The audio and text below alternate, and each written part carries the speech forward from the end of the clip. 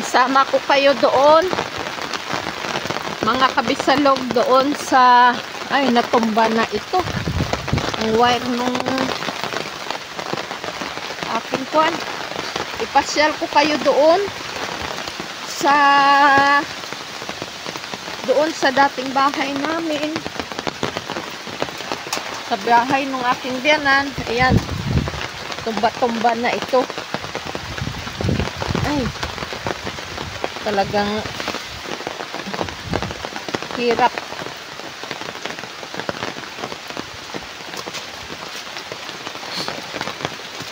Yan,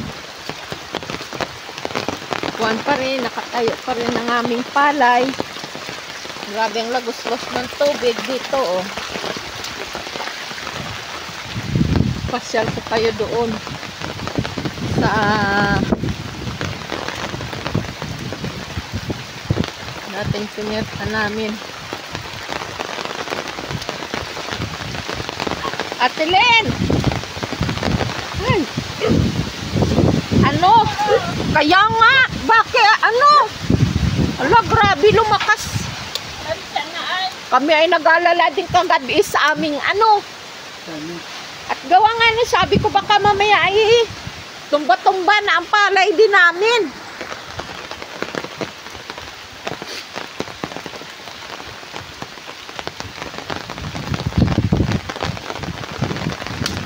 Pupunta tayo doon. Pupunta tayo sa doon sa unahan. Tingnan natin yung mga kung anong na ano dito. Ayan, ay, oh, flat na flat. Oh, parang pinalansa. Oh. Sayang. Flat na flat. Yan. Hindi pa masyadong totaling hinog nga harbisin siya. Pero na-flat na siya. Yan, dahil sa bagyo. Bagyong Christine. Maraming naproisyo mo. Yan. Dito tayo dadaan.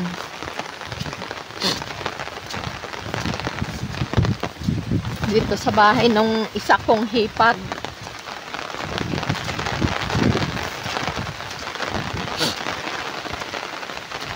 Ito ay bahay ng aking hipag. Yan. Punta tayo dito. Ito ay yung kulungan ng kanyang mga alagang baboy. Walang katao-tao. Yan. Walang katao-tao. Dito. Gayon din ang kwan niya. Ito ay yung kulungan ng kanyang baboy. Yan.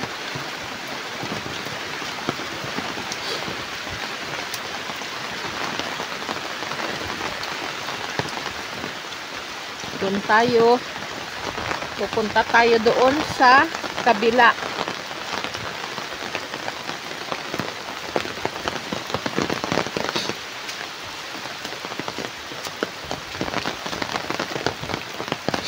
Sabi nung hipag ko, doon sa kanila, doon sa dinaanan natin na yun, doon sa bahay na yun, doon sa una-unahan daw nung bahay nila, may mahabang bitak daw na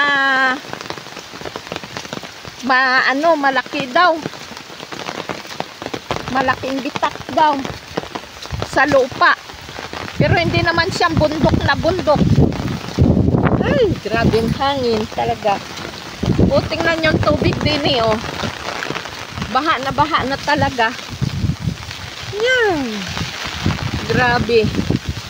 Nakakapagano. Yan, dito oh. Ang mga kawayan din oh. Ang mga labong oh. Yan. Kuwan din siya. Putol-putol din. naputol din. Gawa nung hangin at ulan.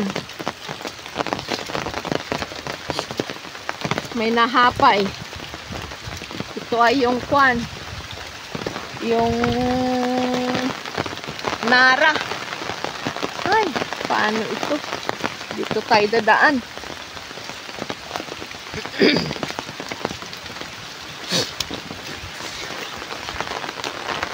Pero pasalamat pa rin tayo sa Diyos.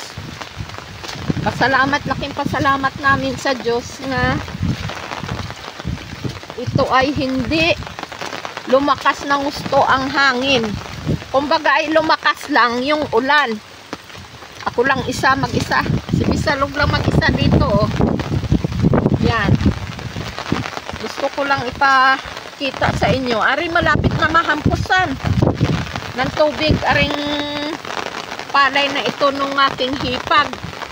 Ito ang kasabay nung akin doon nga harvesterin na sana ngayong 23 o hanggang 24 ang schedule nito sa halimaw. Yan. Ay ngayon bumagyo naman, postpone naman ang pag-schedule nito sa halimaw. Ayun, ipakita ko sa inyo na malapitan ha ang mga tubigan dito sa ibaba. Kawawa naman yung may-ari.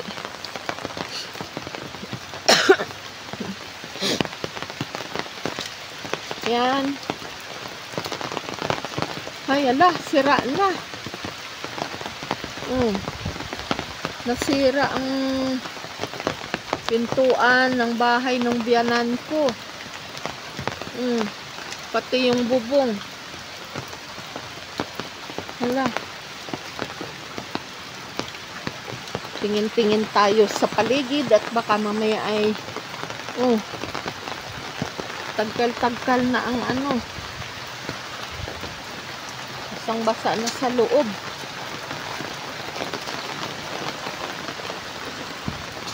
Dito ay nakakatakot na magpa-uli-uli ng ganito dahil yanong sukal na. Sira na ang pintuan. Bahay ng biyanan ko.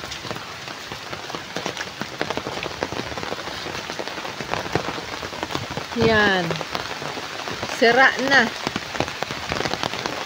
ang bahay dito. Nagitnaan ng tubigan at saka ng bundok. Niyugan. Itong bahay na ito. Sira-sira na. Ayun, ayun.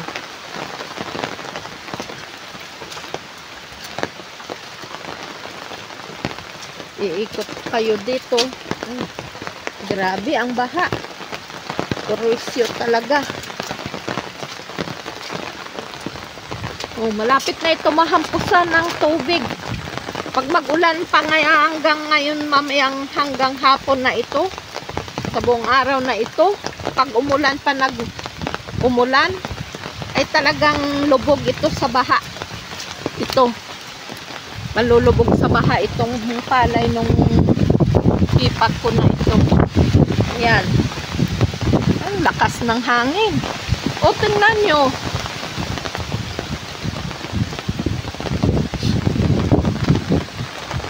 Tingnan nyo yan. Talagang mababasa ako. Dagat na ito. Dagat-dagatan na ito.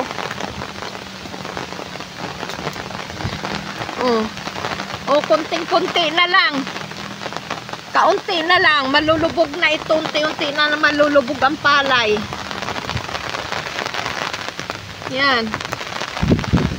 Hindi na makadaan dito. Na magtawid papunta doon sa isang bahay nung hipag ko doon sa kabila. Hindi na pwede dumaan dito. Dahil mistulang dagat na talaga ito. Ano na ang mangyayari sa palay namin dito. Dito sa bayan ng Lopez, Quezon Province. Sobrang baha na sa tubigan. Ay, grabe. dito pa sa tubigan ng aking bayaw.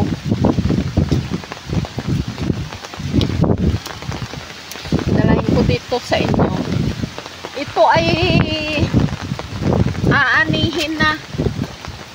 Kaya lang ay hindi na naani. Gawa nga nung may masamang panahon na yung bagyo. Yung bagyong Christine nga padating. Kaya hindi ito tinugpaan ng halimaw. Dahil umpisa ng pag-uulan nung isang araw.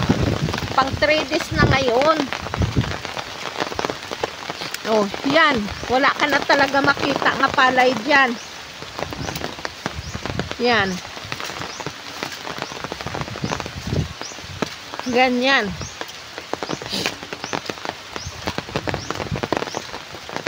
Wala ka nang makita nga palay. Ingat. Ingat tayo at baha. Baka ang ahas ay nasa pangpang. Ayan. Yan na lang ang nakaultaw na ano, nga palay. Yan, may itik. Isum ko sa inyo, ha. Yan, itik. Apato. Naglalangoy na sa baha dahil wala nang palay. Hindi nakita ang palay. Napunta sila dyan sa nakaultaw na yan at yun ang silbing pagkain nila. Yung pato na yan. Yan, grabe ang baha, oh. Yan, ang pato masaya sa paglalangoy. Yan. Ito ay tubigan nung kapatid nung aking mister. At saka doon naman, yung lubog na lubog totally, wala nang ultaw kahit ano pa man sa kanyang palay. Lubog na lubog, yun naman ay yung sa pamangkin niya. Yan, kasi ang mga kuwan dito, halos dikit-dikit. Halos yung sila ang malawak na mayroong tubigan dito. Yan. Grabe talaga ang pinsala nung Bagyo Christine sa atin. Hindi lang sa amin dito sa Quezon Province, kundi doon sa buong nadaanan niya, sa lahat nga nadaanan niya. Ayun, ang pato. Yan. Pauwi na yan. Ang may-ari ng pato na yan, yung bahay doon na nakatira. Yan ay yung dyan kami dumaan sa kalsada na yun. Yan, kalsada na yan. Ang sabi ko kanina kay Master, doon ako bababa at doon ako magsimula ng pag-bibidyo dito. Sabi naman niya, saan daw ako tadaan lalangoy? Ay, oo nga naman pala. Ayun, hindi talaga makatawid dahil sa baha. Ayan. Ang update dito sa amin sa Quezon Province, sa bayan ng Lopez. Pinsalang dagat ang mga tubigan dito sa amin.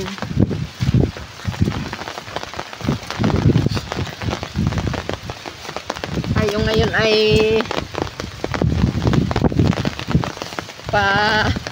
balik na uli doon sa aming kubo. Ganito lang dito sa amin paligid. Yan.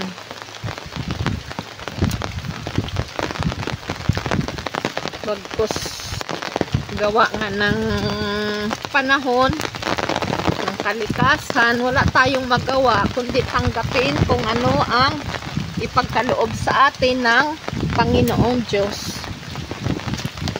Pasalamat pa rin tayo dahil kahit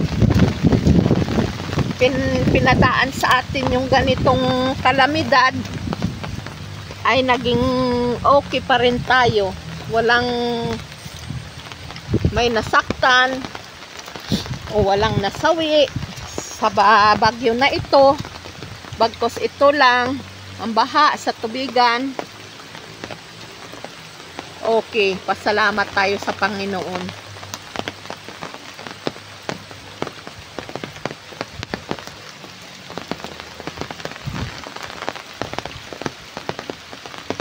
Ito ang sahipag ko nga palay. Pag hindi pa tumigil ang ulan ngayon, maghapon, sigurado lubog na rin ito. Lulubog ito hanggang mamaya. Itong palay niya na ito. Ay oh, malakas pa rin ang ulan. May kasamang hangin. Yan. Pagkaya naman ang tubig, kataas, malaki naman yun ang tulong sa palay. Dahil maghangin siya ng malakas, hindi siya mauuga o maano ng hangin, madala sa hangin. Dahil gawa ng tubig nga nakaproteksyon sa kanya. Hindi siya matutumba dahil sa tubig. Dahil lang nakaultaw lang ay yung bunga niya. Ang mahirap kung walang tubig at may ulan at hangin na malakas, yun ang makakapaplat sa tubigan. Katulad doon sa nadaanan natin sa nangyari doon sa palay ng aking bayaw. Yan, tara na. Balik na tayo.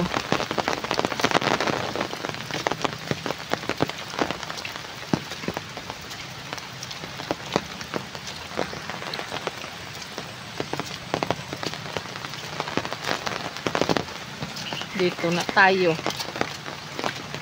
Ay. Tabi po.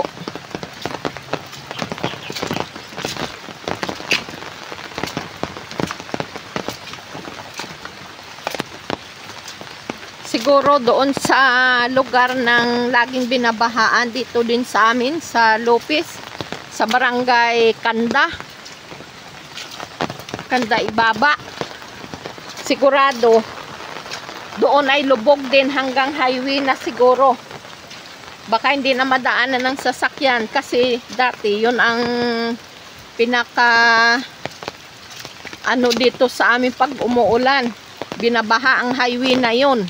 Hindi na madadaanan ng mga sasakyan dahil malalim na ang tubig hanggang highway na ang tawid. Yan, hanggang dito na lang mga kaprobinsya. Mag-ingat po tayo lahat sa oras ng ganitong kalamidad.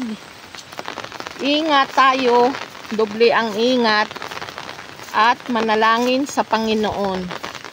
Yun lang at maraming salamat. God bless sa inyong lahat. Bye.